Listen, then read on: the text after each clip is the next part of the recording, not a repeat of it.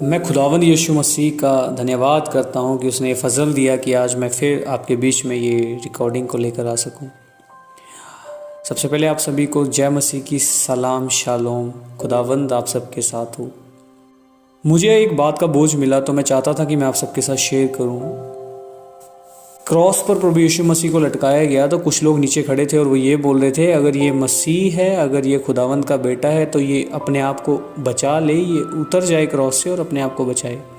मैं इस बात को जब पढ़ रहा था और मैंने देखा कि आजकल की दुनिया में भी कई लोग इस सवाल को रखते हैं और वो बोलते हैं कि अगर यीशु मसीह सच्चा खुदा था तो वो अपने आप को बचाया क्यों नहीं उसने, है ना? उसने क्यों नहीं बोला कि मैं बच गया, या वो क्यों नहीं क्रॉस से उतर गया अपने आप। तो मैं आप सबको एक बात बताना चाहता हूँ। इस बात का जवाब जो मुझे आत्मा में महसूस हुआ, आज मैं आपको वो जवाब देना चाहता हूँ, क्योंकि मैं भी उस खुदा का बेटा हूँ और मैं इस बात को बिल्कुल सहन नहीं कर सकता कि कोई मेरे खुदावंद के खिलाफ ये बात को बोले। मैं एक एग्जाम्पल आपके सामने रखता हूँ। मान लीजिए एक लड़ाई लगी है और बेटा और बाप दोनों एक बंदूक की गोली के सामने हैं, तो बाप क्या करेगा? क्या बाप अपने बेटे को आगे कर देगा या बाप खुद आगे होकर उस गोली को अपनी छाती पर खाएगा? जी हाँ, बिल्कुल, बाप कहेगा कि मैं इस गोली को खा लूँ ताकि मेरा बेटा बच जाए। यही किया था खुदावंद यीशु ने, क्योंकि हमारे पाप जो बढ़ गए थे उसको अपने ऊपर लिया और वो जो क्रॉस मेरे और आपके लिए थी उसको खुदावंद ने अपने लिए उस मृत्यु को सहन कर लिया, ताकि मैं और आप इस ज़िंदगी में बचे रहें, ताकि मैं और आप उस स्वर्गीय राज्य में पहुंच जाएं जो खुदावंद ने हमारे लिए ठहराया है। He is a king of all generation, वो उम्मतों का खुदा है। He is a king of kings, वो राजाओं का राजा है। He is a lord of lords, वो प्रभुओं का प्रभु है। उसको कोई नहीं मार सकता था, लेकिन वो हमारे लिए मरा। एक इंसान का वजूद है क्या जो वो खुदा के सामने सवाल करे?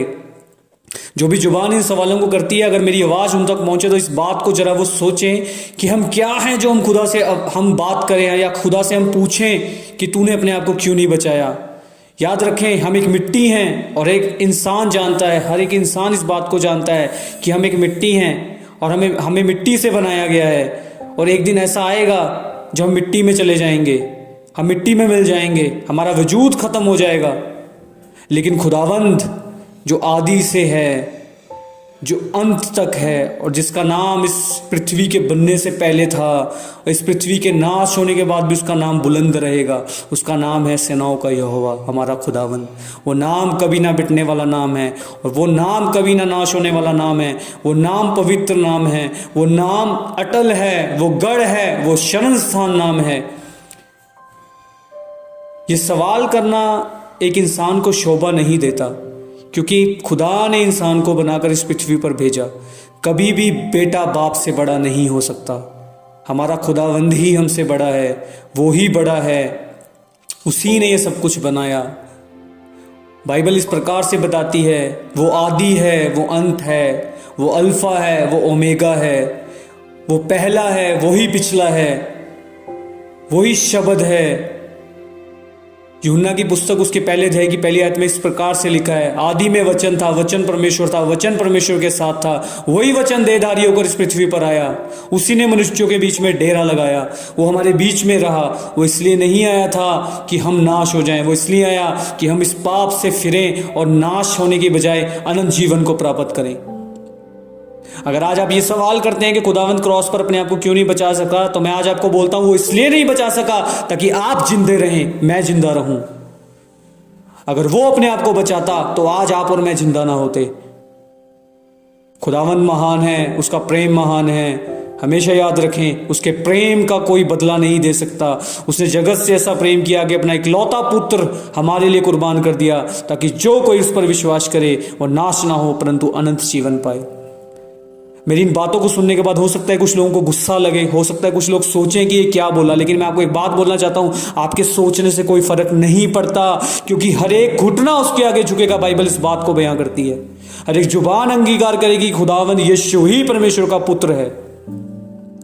किसी इंसान के मानने से, किसी इंसान के ना मानने से खुदा कभी बदल नहीं जाएगा। खुदा खुदा था, खुदा है, खुदा रहेगा।